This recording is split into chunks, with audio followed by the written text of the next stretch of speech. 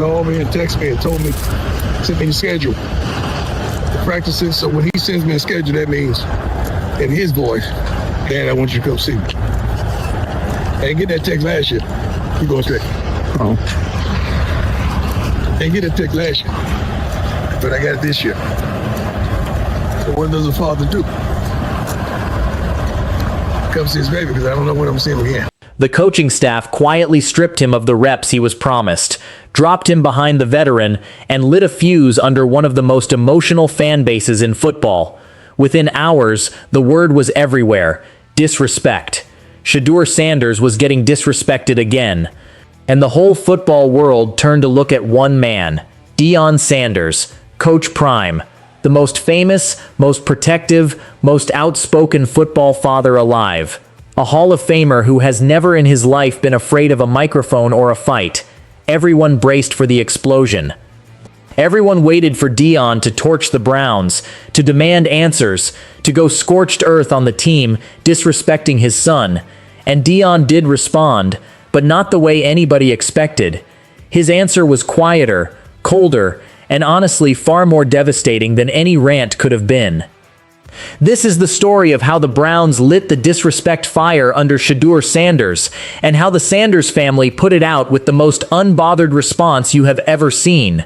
So, don't skip a single second of this video. And if this story touches your heart, give it a like, subscribe to the channel, and let us know in the comments. Where are you watching from? Let's begin. So let me set the scene for you, because what just happened in Cleveland is the kind of thing that makes your blood boil if you've been riding with this kid. Picture it. A father flies in to watch his son practice. That's it. That's the whole reason he showed up. Not to coach, not to run the show, just to stand there and watch his baby boy chase a dream under the brightest, harshest spotlight in football. And on the very day that was supposed to belong to that kid, the day the head coach stood in front of the cameras and promised him the majority of the first-team reps, the exact opposite happened on the grass. They pulled the rug out. Right there, in front of everybody. The veteran stayed with the ones. Shedeur got shoved down to the twos, and at moments he was splitting snaps with the third-string guy like the whole promise never even existed. Reporters standing on that sideline were so stunned they said it out loud. Wait, did they just drop him to number 3? On the day it was supposed to be his day?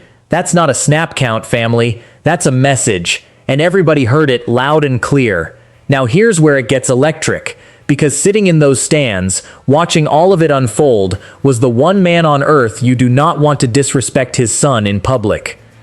Deion Sanders, Coach Prime, Hall of Famer, the most confident, most protective, most microphone-ready football father alive. A man who has never, not one single time in his entire life, backed down from a fight or ducked a camera. So the whole internet did the math instantly. We all did. We braced for it. We knew it was coming. Prime was about to grab a mic and burn that building to the ground. He was going to demand answers. He was going to torch the coaching staff. He was going to go scorched earth on the Browns for playing games with his boy. That's the Deion we know. That's the Deion the media wanted. The whole football world leaned in with popcorn, waiting for the explosion. And then, nothing. He didn't blow up. He didn't rant. He didn't say a word about the reps, the demotion, or the depth chart. He went quiet. And here's the crazy part. That silence hit harder than any tirade ever could have. Prime didn't need to yell to send a message. He found a response so cold, so unbothered, so surgically confident that it left the entire narrative crumbling in real time. So how did the Browns light this fire? And how did the Sanders family put it out without ever raising their voice? Because trust me, the way they answered this is smarter than anything you're imagining right now. Let me break down exactly what set this whole thing off. Alright, let me slow this down and walk you through exactly what happened, step by step, because the details matter here. It was a Saturday practice. Before a single snap was taken, the head coach, Todd Monken, stood in front of the media and told them the plan for the day. Clear as day. Shedeur Sanders was going to take the majority of the first-team reps. Everybody heard it. Everybody wrote it down. There was no confusion, no gray area. The guy running the team said it out loud, and then practice started, and it did not happen that way. Not even close. Deshaun Watson stayed glued to the first team. Shedeur got bumped down to the second unit. And here's the part that really stings. At times he wasn't even the clear number 2. He was splitting snaps with Dillon Gabriel, the third string guy. So the young quarterback who was told he'd lead the day is now down there rotating with the QB3. The reporters watching this in real time couldn't believe it. They were so caught off guard, they started asking the question out loud, right there on the sideline. Did Shedeur Sanders just get demoted to number 3? On the day that was supposed to be his? That's how bad the optics were. The coach said one thing to the cameras and did the exact opposite on the field. Now let's be fair and put the numbers on the table, because they matter. Watson took full advantage of those first-team reps. He went 23 of 34 for 4 touchdowns. That's a real day. I'm not going to sit here and pretend it wasn't. But here's the twist that makes this whole thing worse. Shedeur didn't fold. He didn't sulk. He went 16 of 20 with the backups and didn't turn the ball over once. Clean. Composed. 0 mistakes. And that's exactly why the demotion cuts deeper. This wasn't a kid getting benched because he was playing bad. He did his job, he handled his business, and he still got shoved down the chart on the one day they promised him the spotlight. That gap between what was promised and what was delivered, that's where the betrayal lives. And the media saw it too. This wasn't just angry fans online. Respected beat reporters who cover this team every single day started openly questioning whether this competition was even being run in good faith. The word fake got stapled to the whole thing. Fake competition. Some fans got so heated, they started throwing around the word boycott. That's how real this got. But here's what you have to understand. If this was just one weird practice, one strange rep chart, it would have blown over by Sunday. It wouldn't have detonated the way it did. The reason this exploded, the reason the whole football world turned and looked, is because this didn't land in a vacuum. It landed on top of a mountain that's been building for over a year. And once you see the full picture of everything this kid has already swallowed, you'll understand why this was the moment the dam finally broke. Now let me tell you why this one practice hit so hard. Because to understand the fire, you have to understand the fuel.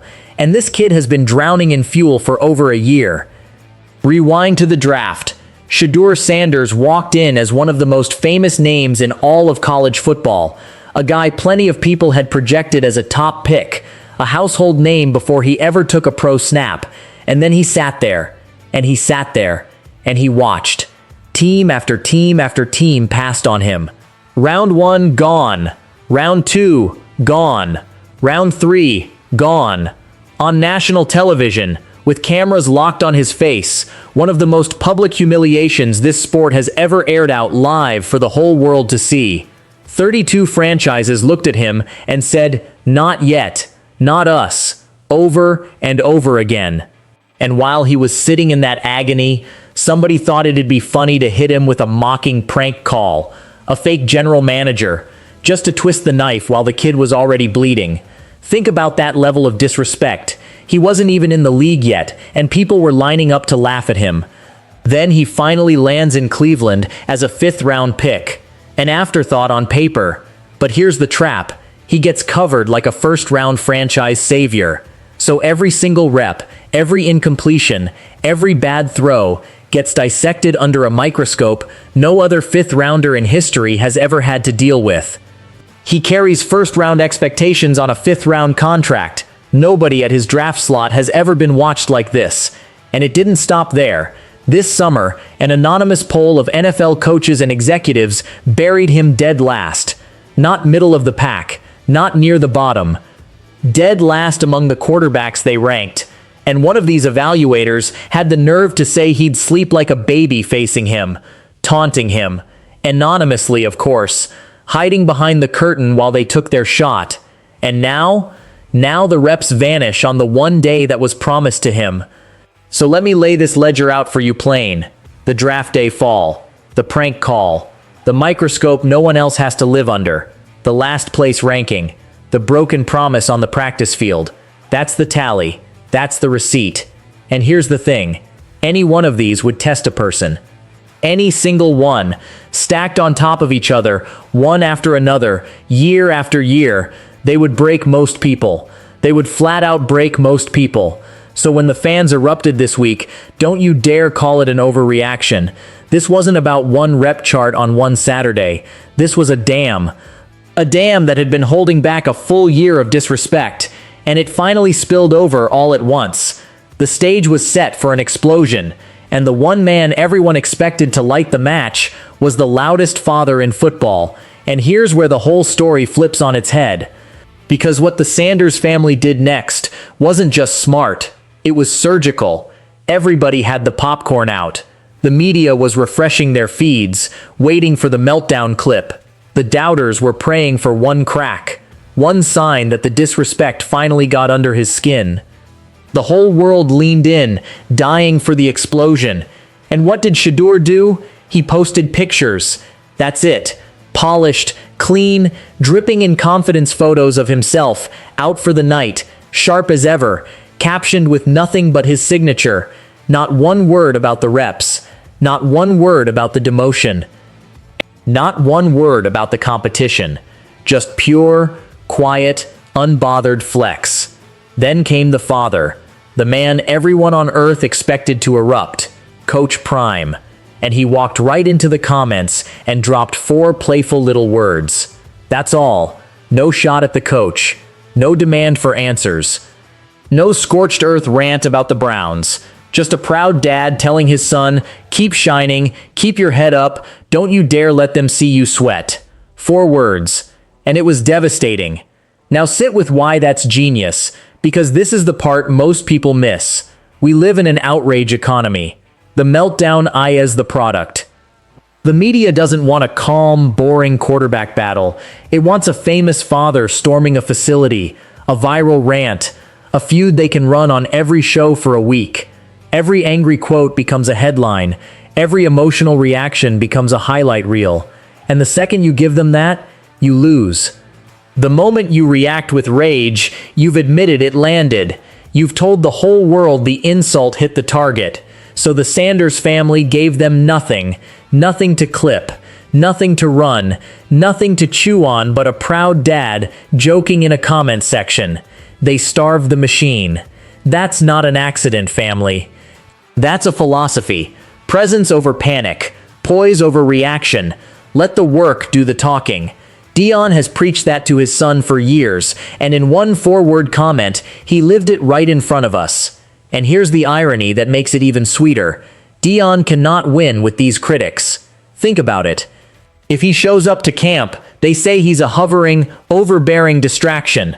If he speaks out about the disrespect, they say he's playing victim and making it about himself. It's an impossible box.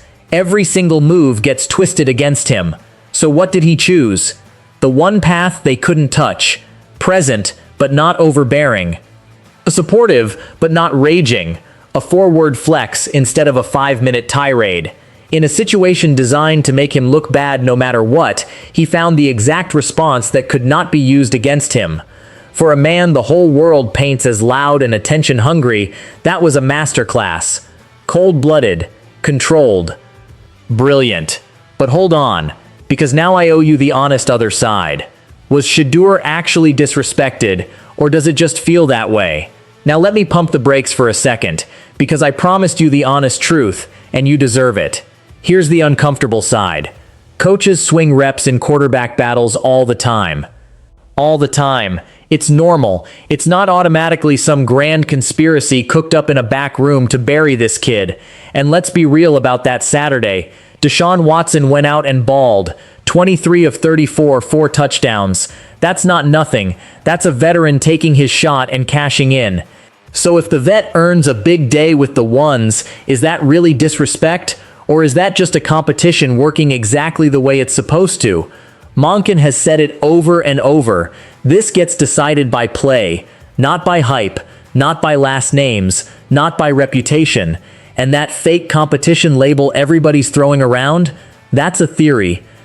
An interpretation from frustrated reporters and heated fans. It is not a proven fact. And you know who seemed to understand that better than anybody? The Sanders family. Maybe that calm wasn't just a power move. Maybe it was the most accurate read of the whole situation. Maybe they stayed cool because they know the truth. It's August. It's a rep chart. And the real competition hasn't even started yet. Because that's the part everybody screaming about disrespect keeps forgetting. None of this is settled. Not even close. A rep chart on a random Saturday in early August does not decide who starts week 1. The doubters don't decide it. The anonymous polls don't decide it. The last place ranking doesn't decide it. Only one thing on this planet decides it, and it's almost here. The games. That's the cliffhanger, family, and it's coming in a matter of days. The Browns open the preseason against the Bears, and that right there is the stage. That's where Shedeur Sanders finally gets to answer every bit of it. The demotion, the doubt, the prank call, the dead last ranking, the whole ledger. Not with an Instagram post, not with his dad's comment section, with a football in his hands, under real lights, against a real defense that's trying to take his head off. And if this kid takes all of that disrespect, all of it, and turns it into one big night in Chicago, then that poll, that rep chart, and every single doubter attached to them are going to look very, very foolish. So now I want to hear from you. Be straight with me in the comments. Do you think Shedeur was genuinely disrespected by the Browns this week, or is this just a normal competition and the internet's blowing it up? And that quiet response from the family, do you love the ice-cold confidence, or did you want Prime to fire back and burn it all down? Tell me exactly where you stand. And if this breakdown gave you the real story instead of a fake feud, do me a favor, smash that like button, share it with the one friend who swears the Browns are out to get him, and subscribe so you're locked in when he takes that first snap. Because the best way to answer disrespect was never a rant, it's a performance. And Shedeur Sanders is about to get his.